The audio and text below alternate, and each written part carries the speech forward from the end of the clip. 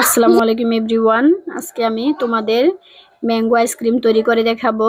যেহেতু এখন পাকা আমের সিজন চলতেছে, তো ভাবলাম আইসক্রিম বানিয়ে দেই বাচ্চাদের।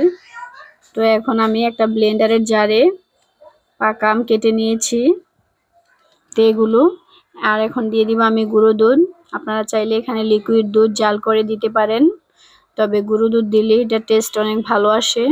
আর দিয়ে দিব খেজুরের গুড়। যেহেতু এখানে পাকা আম নিয়েছি, এটার মিষ্টি এমনিতেই অনেক বেশি, তাই গুড়ের পরিমাণটা আমি বেশি দিলাম না। তো আর দিয়ে দিব খুব সামান্য পরিমাণ একটু পানি দিয়ে এখন ভালো করে এটাকে ব্লেন্ড করে নিব। আপনারা চাইলে এখানে চিনি ইউজ করতে পারেন, তবে বাচ্চাদের চিনি না খাওয়ানোই বেটার। দেখতেই পাচ্ছেন খুব সহজভাবে আইসক্রিমটা তৈরি করা যায়। এখন আমার ব্লেন্ড করা হয়ে গিয়েছে। এখন আমি একটা চামচের সাহায্যে ঘুরিয়ে ঘুরিয়ে একটু নেড়েচেড়ে এটাকে ভালো করে অ্যাডজাস্ট করে দিব। তো এখন আমি আইসক্রিমের মোল্ডে কিছু রাখবো।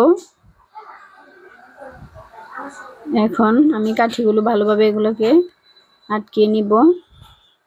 তো আমার কাছে সবগুলো ছিল না, যে তিনটা ছিল এই তিনটাই আমি রাখলাম তিনটার মধ্যে। আর এখন একটা বক্সের মধ্যে বাকিগুলো আমি ঢেলে রাখবো। এই আইসক্রিমটা খেতে কিন্তু খুবই মজার হয়। আপনারা চাইলে এই পাকা আমের সিজনে এখন করে নিতে পারেন। এখন কিন্তু বাজারে প্রচুর পরিমাণে আম পাওয়া যায়। তো দেখতেই পাচ্ছেন এখন একদিনের জন্য আমি এটাকে ফ্রিজে রেখে দিয়েছিলাম। তো এখন প্রথম আমি এটাকে একটা ঠান্ডা পানির মধ্যে একটু কিছুক্ষণ জাস্ট 2 সেকেন্ড রাখবো। রাখার পরে এটাকে আস্তে করে একটু বাড়ি দিয়ে বের করে নেব।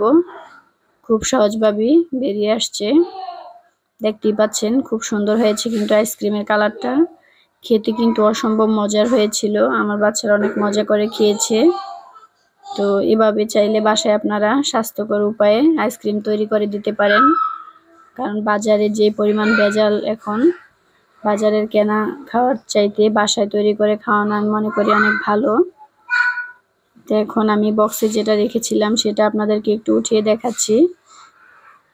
দেখতে পাচ্ছেন অনেক মজা হয়েছে কিন্তু আইসক্রিমটা। তো এই আইসক্রিমটা একবার হলে আপনারা বানিয়ে খেতে পারেন।